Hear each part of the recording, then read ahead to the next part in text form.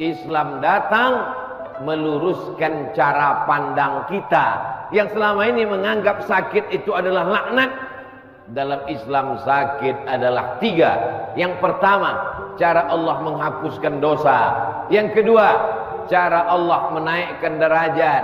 Yang ketiga, ada hamba-hamba Allah yang sudah ditempatkan Allah di surga Jannatul Firdaus, surga paling tinggi.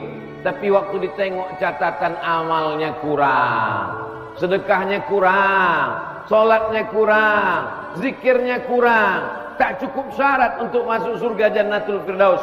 Apa kata Allah Ta'ala kepada para malaikat?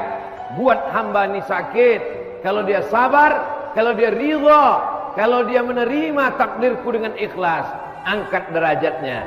Karena ada pahala yang lebih besar daripada haji mabrur, lebih hebat daripada jihad fi sabilillah. Apa itu?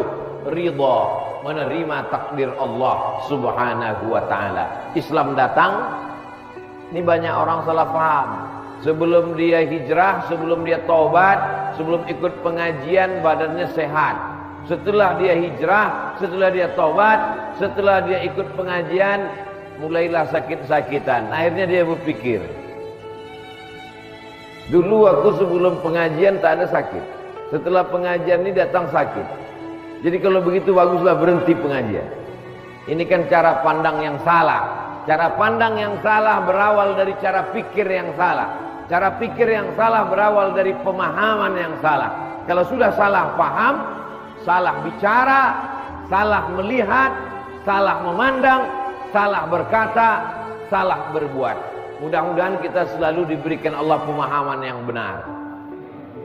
Datang seorang perempuan membawa anaknya, dijumpakannya ke Nabi SAW. Doakan anakku ini ya Rasulullah. Apa kata Nabi mendoakannya? 2. Allahumma faqihhu fid din wa 'allimhu ta'wil. 2 doa Nabi untuk anak kecil. Faqihhu fid din, dalamkan ilmu agamanya. Wa 'allimhu ta'wil, ajarkan dia pemahaman agama yang benar.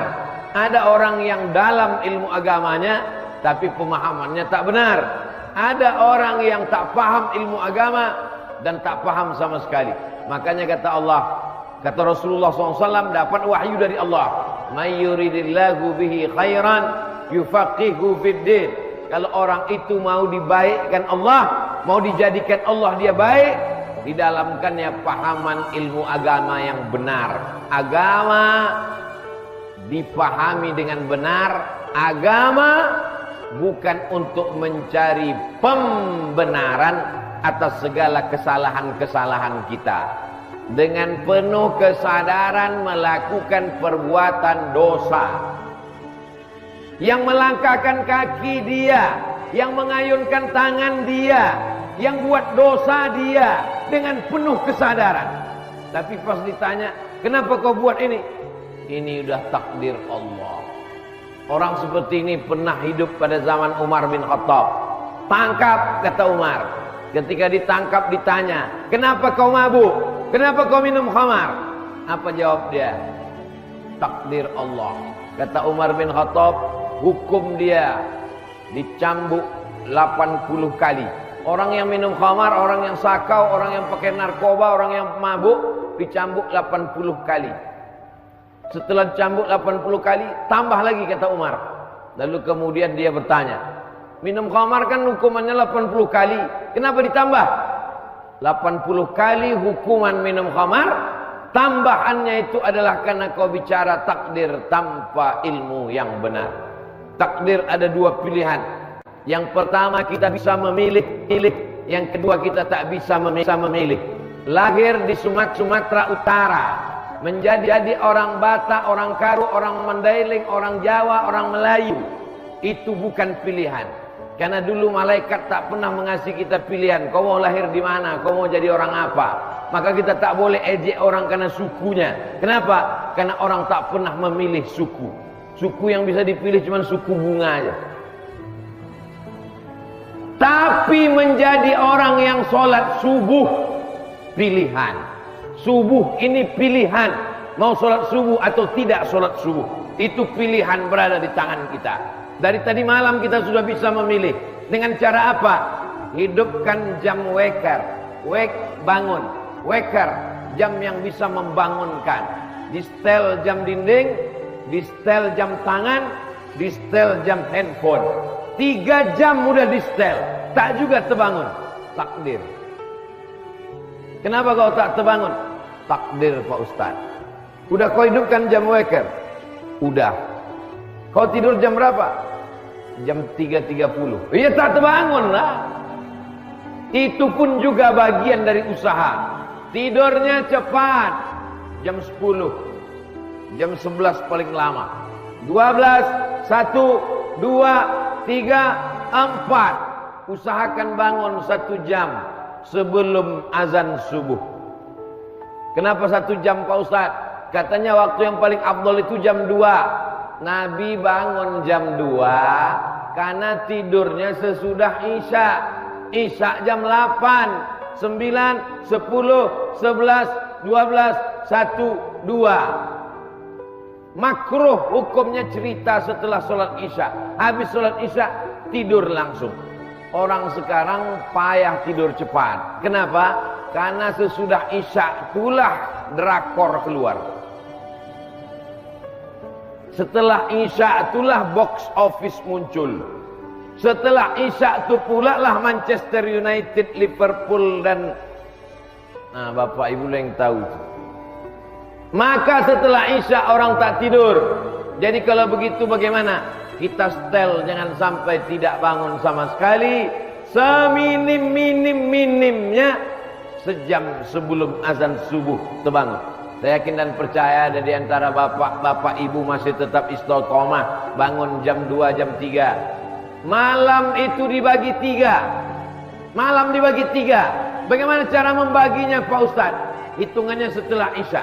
Jadi kalau Isya jam 8, 9, 10, 11, 12, 1, 2, 3, 4, 5. Malam dibagi 3, 9 jam dibagi 3. Waktu yang paling afdal 1/3 malam. Ustaz-ustaz ceramah menyampaikan ke kita waktu yang paling afdal, waktu mustajab doa, waktu tahajud 1/3 malam. Yang mana 1/3 malam itu? 8 solat Isya, 5 solat subuh. Maka antara jam 8 ke jam 5 9 jam dibagi 3. 9, 10, 11, 12, 1, 2. 12, 1, 2. Inilah yang dimaksud dengan 1/3 malam. 3, 2, 3, 4. Itulah waktu yang terakhir. Tak dapat di waktu yang 1/3, maka di waktu yang terakhir pun tak apa-apa. Tapi jangan sampai tak dapat sama sekali. Kau sholat tahajud tadi? Tidak Pak Ustaz. Kenapa kau tak tahajud? Masih syukur aku sembahyang subuh, kawanku tak sembahyang sama sekali. Salah cara pandang. Unzur ila man huwa asfala minka. Tentang masalah dunia, kau tengok ke bawah. Orang yang punya mobil harga 2 miliar tak pernah bersyukur kepada Allah. Kenapa? Karena ditengoknya sahabatnya punya private jet pribadi. Kenapa orang tak pernah bersyukur? Karena mendongak saja ke atas. Tapi kalau dia melihat ke bawah, insya Allah dia akan bersyukur. Sama juga kita di masjid ini. Kalau cuma mendongak aja ke atas, menengok kaligrafi yang cantik, lampu yang indah, tak pernah bersyukur. Kalau mau bersyukur, tengoklah dinding yang belum dipoles semen. Saudaraku yang dimuliakan Allah Subhanahu wa taala, maka kita mesti pandai-pandai memandang, pandai-pandai melihat. Mata diciptakan Allah, ada saatnya melihat ke atas, ada saatnya melihat ke bawah. Islam mengajarkan kita untuk mengisi setiap waktu sampai tak ada yang kosong, hampa sama sekali. Maka di waktu malam, setelah 1 jam sebelum azan subuh terbangun, yang pertama kali kita lakukan adalah salat sunat wudu. Nabi memanggil Bilal. Bilal, kesini sebentar Bilal. Ada apa ya Rasulullah? Sami'tu dafana 'alaika baina yadayya fil jannah. Ku dengar suara selopmu, gesekan sendalmu, terompah kayumu berbunyi di surga. Hebatnya Bilal, orangnya masih di dunia, selopnya udah masuk surga duluan. Kita bolak-balik minta masuk surga. STJ, status tak jelas, entah masuk surga entah tidak.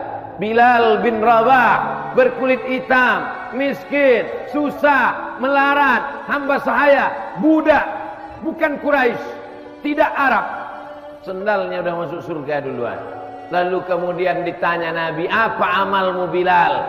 Kata Bilal, amalku tak pernah meninggalkan sholat sunat setelah wudhu. Setelah sholat sunat, setelah wudhu, sholat sunat 2 rakaat yang pakai usolli sunnatal wudhu raka'ataini lillahi ta'ala. Setelah itu sholat sunat taubat. Silap kita banyak, dosa kita banyak, salah kita banyak. Zina dosa, tapi pezina tahu itu dosa. Minum khamar dosa, orang yang sakau tahu itu dosa. Buka aurat dosa, orang yang buka aurat tahu itu dosa. Orang yang buka aurat itu tahu kalau itu dosa, tahu. Buktinya waktu diwawancarai, ibu tahu ini dosa, tahu. Kenapa buka aurat? Tuntutan skenario. Tahu dia itu dosa. Tapi ada orang yang tak tahu kalau dia itu dosa. Apa dia? Ustadz penceramah tak merasa berdosa, padahal dia sedang berdosa karena membiarkan dirinya dipuja-puji orang. Qari yang suaranya bagus, dia tak sadar bahwa di samping orang mengucapkan Allah, Masya Allah, Tabarakallah, hebat Pak Ustaz, muncul bisikan-bisikan iblis di dalam. Makanya ditulis satu kitab, nama kitabnya Talbis Iblis. Talbis Iblis, bisikan-bisikan iblis. Banyak orang yang merasa tak berdosa, padahal dia sedang berdosa. Jadi kita mesti pandai memandang ke dalam, di samping memandang keluar. Pandang-pandang ke dalam. Jangan-jangan aku sudah mati karena pujian. Pandang-pandang ke dalam. Jangan-jangan hati sudah gelap karena popularitas. Pandang-pandang ke dalam. Jangan-jangan aku sudah mabuk dengan jamaah dan lain sebagainya. Saya seringkali berceramah itu tidak semuanya untuk jamaah, tapi sebagiannya juga untuk hati saya, untuk kolbu saya, untuk otak saya, untuk diri saya. Saya ceramahi diri saya sendiri di depan orang banyak untuk menyadarkan diri kita. Doakan Ustaz Abdul Somad supaya mati dalam keadaan husnul khatimah. Jangan sekarang, masih ada jadwal beberapa hari lagi. Saya hari Kamis baru meninggalkan Sumatera Utara. Bapak Ibu yang dimuliakan Allah Subhanahu wa taala, setelah sholat sunat taubat, barulah sholat sunat tahajud. Habis tahajud, sholat sunat hajat. Kenapa hajatnya di ujung? Hajat kita di ujung. Hajat kita nanti. Sama seperti kita bertamu ke rumah orang, minta doa kepada para ulama. Jumpa dulu, salam dulu, kalam dulu, tanya apa kabar dulu. Setelah itu barulah hajat kita sampaikan. Takkan mungkin kita jumpa langsung hajat aja kita minta. Salat sunat wudhu dulu, salat sunat taubat dulu, salat sunat tahajud dulu. Habis itu barulah salat sunat hajat. Ditutup dengan witir. Witir 3 rakaat. 2 rakaat tambah 1 bagus. Sesikit-sikitnya witir 1 rakaat. Tapi biasa di tempat kita 3 rakaat. 3 rakaat 1 salam bagus. Tidak pakai tasawuf awal. Supaya beda dia dengan solat maghrib.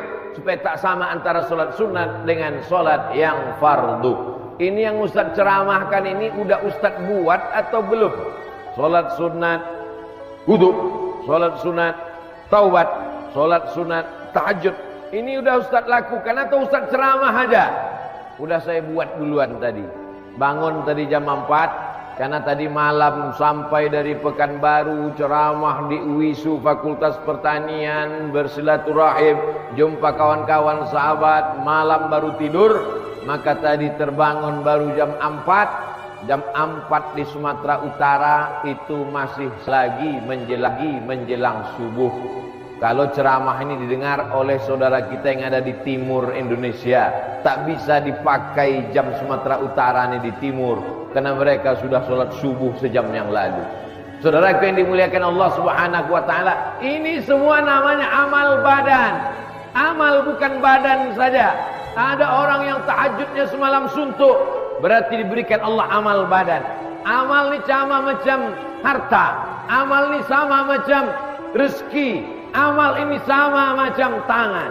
Ada orang yang diberikan panjang tinggi, ada yang diberikan rendah, ada yang diberikan besar dan kecil, macam-macam bentuknya. Ada orang diberikan amal badan, bacaan Qur'annya banyak, zikirnya banyak, tahtim tahlilnya banyak, baca yasinnya banyak. Tapi ada juga orang yang diberikan amal hati, ikhlas, ridha, tawakal, qanaah, amal hati. Tapi ada juga yang diberikan Allah Ta'ala amal harta. Ada orang yang diberikan Allah Subhanahu Wa Ta'ala amal badan, tak tinggal tahajud tiap malam. Diberikan Allah amal badan, jihad fisabilillah. Setiap jengkal badannya, diukur badannya tiap jengkal, tak selesai, tak kurang dari 3. Bekas tombak, bekas anak panah, bekas pedang. Khalid bin Walid, amal badannya luar biasa. Tapi Utsman bin Affan amal hartanya pula luar biasa. Di Madinah ada namanya Bi'ru Raumah, sumur Raumah, dibeli oleh Utsman bin Affan, diwakafkannya sampai hari ini mengalir. Jamaah umroh kalau pergi ke Madinah, nanti mudah-mudahan selesai Covid ini kita bisa pergi umroh. Amin. Minta tunjukkan mana sumur yang dibeli Utsman bin Affan, diwakafkannya untuk umat Islam, sampai hari ini mengalir. Sampai hari ini 1400 sekian tahun, 14 abad, masih tetap mengalir pahalanya. Ada orang yang diberikan amal badan, ada orang yang diberikan amal harta, ada yang diberikan amal akal. Akalnya luar biasa. Imam Syafi'i tak kaya raya, tapi amal akalnya luar biasa. Dari mana kita tahu hadis sahih, hadis dhaif, hadis munqati, hadis mursal? Itu kalau tidak dari Imam Syafi'i dengan akalnya. Dari mana kita tahu rukun salat 13, rukun syarat, wajib, sunat, fikih, usul fikih? Itu dari akal Imam Syafi'i. Jadi kita tinggal memilih saja. Amal mana yang bisa kita lakukan? Oh, aku amal badan, alhamdulillah. Aku amal hati, alhamdulillah. Aku amal harta, alhamdulillah. Aku amal akal, alhamdulillah. Dari 4 amal tadi kau pilih amal mana? Inilah Pak Ustadz, sampai sekarang aku masih bingung, satu pun belum kupilih lagi. Mudah-mudahan kita bisa beramal 4-4-nya insya Allah. Amal badan, badan sehat. Amal hati, hati bersih. Amal akal, akal cerdas. Amal harta, harta banyak. Kalau ada yang 4-4-nya ini, ada manusia macam ini, bisa 4-4-nya sehat, badannya sehat, amalnya banyak. Banyak juga orang yang badannya sehat tapi amalnya dosa semua. Man tala umruhu, panjang umurnya, wa hasuna amaluhu, amalnya baik. Islam datang meluruskan cara pandang kita yang selama ini menganggap sakit itu adalah laknat. Dalam Islam sakit adalah 3. Yang pertama, cara Allah menghapuskan dosa. Yang kedua, cara Allah menaikkan derajat. Yang ketiga, ada hamba-hamba Allah yang sudah ditempatkan Allah di surga Jannatul Firdaus, surga paling tinggi. Tapi waktu ditengok catatan amalnya kurang, sedekahnya kurang, sholatnya kurang, zikirnya kurang, tak cukup syarat untuk masuk surga Jannatul Firdaus. Apa kata Allah Ta'ala kepada para malaikat? Buat hamba ini sakit, kalau dia sabar, kalau dia ridha, kalau dia menerima takdirku dengan ikhlas, angkat derajatnya. Karena ada pahala yang lebih besar daripada haji mabrur, lebih hebat daripada jihad fisabilillah. Apa itu? Ridha, menerima takdir Allah Subhanahu wa Ta'ala. Islam datang, ini banyak orang salah paham. Sebelum dia hijrah, sebelum dia taubat, sebelum ikut pengajian badannya sehat. Setelah dia hijrah, setelah dia taubat, setelah dia ikut pengajian, mulailah sakit-sakitan. Akhirnya dia berpikir, dulu aku sebelum pengajian tak ada sakit, setelah pengajian ini datang sakit. Jadi kalau begitu baguslah berhenti pengajian. Ini kan cara pandang yang salah. Cara pandang yang salah berawal dari cara pikir yang salah. Cara pikir yang salah berawal dari pemahaman yang salah. Kalau sudah salah paham, salah bicara, salah melihat, salah memandang, salah berkata, salah berbuat. Mudah-mudahan kita selalu diberikan Allah pemahaman yang benar. Datang seorang perempuan membawa anaknya, dijumpakannya ke Nabi sallallahu alaihi wasallam. Doakan anakku ini ya Rasulullah. Apa kata Nabi mendoakannya? Dua. Allahumma faqihhu fid din wa 'allimhu ta'wil. Dua doa Nabi untuk anak kecil. Faqihhu fid din, dalamkan ilmu agamanya. Wa 'allimhu ta'wil, ajarkan dia pemahaman agama yang benar. Ada orang yang dalam ilmu agamanya tapi pemahamannya tak benar. Ada orang yang tak paham ilmu agama dan tak paham sama sekali. Makanya kata Allah, kata Rasulullah SAW, dapat wahyu dari Allah, may yuridillahu bihi khairan yufaqihu fid din.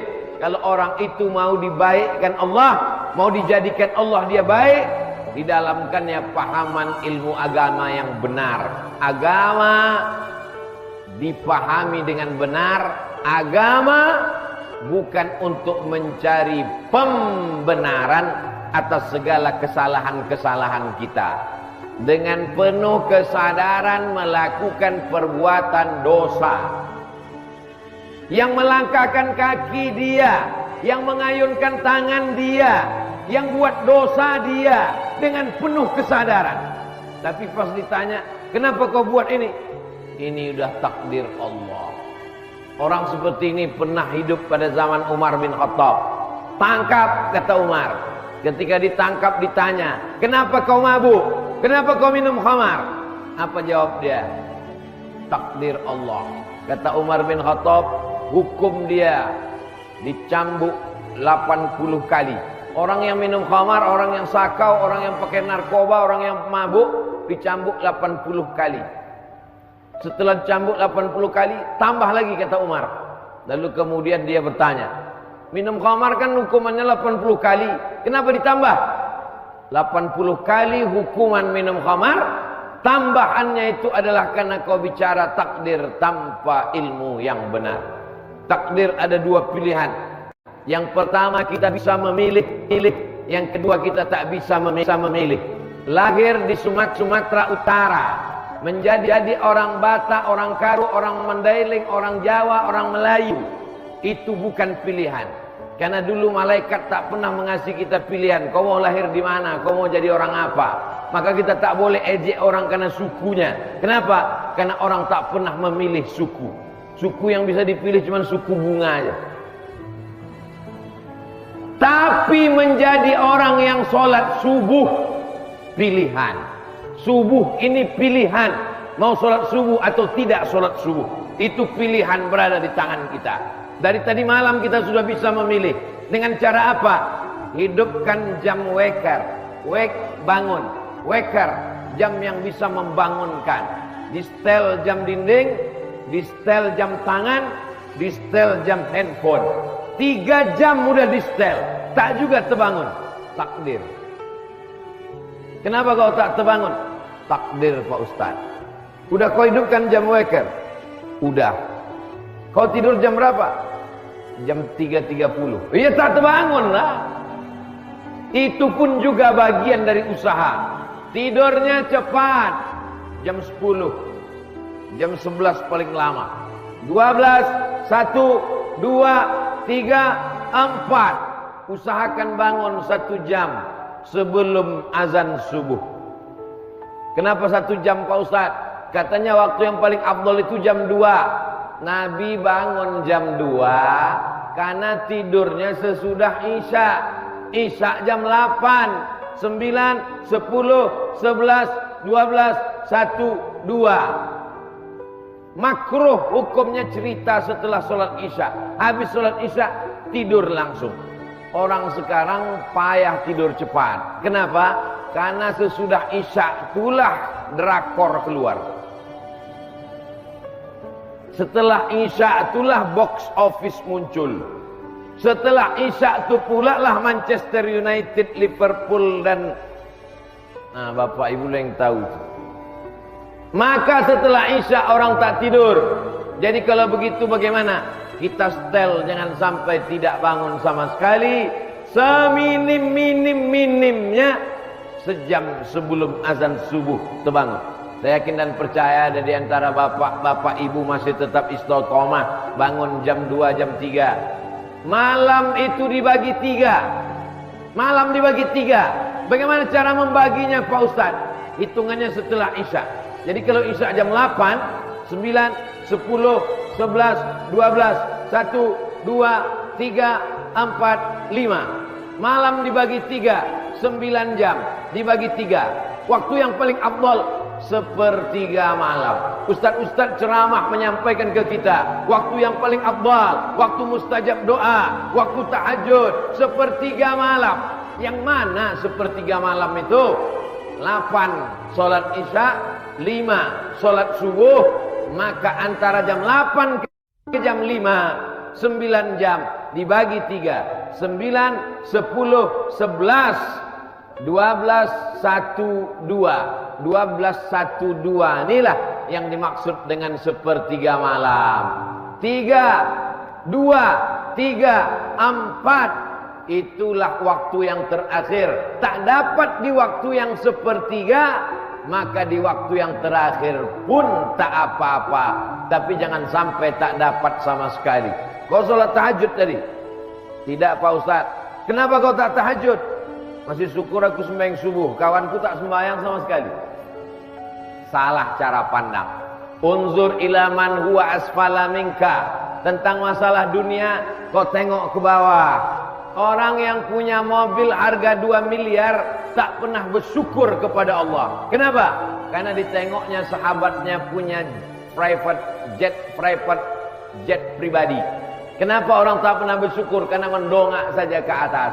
Tapi kalau dia melihat ke bawah, insya Allah dia akan bersyukur. Sama juga kita di masjid ini.